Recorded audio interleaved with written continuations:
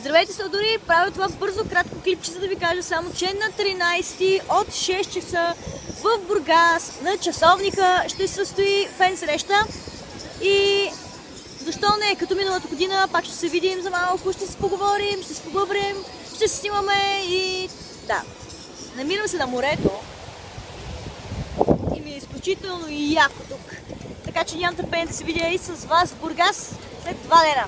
Чао за сега!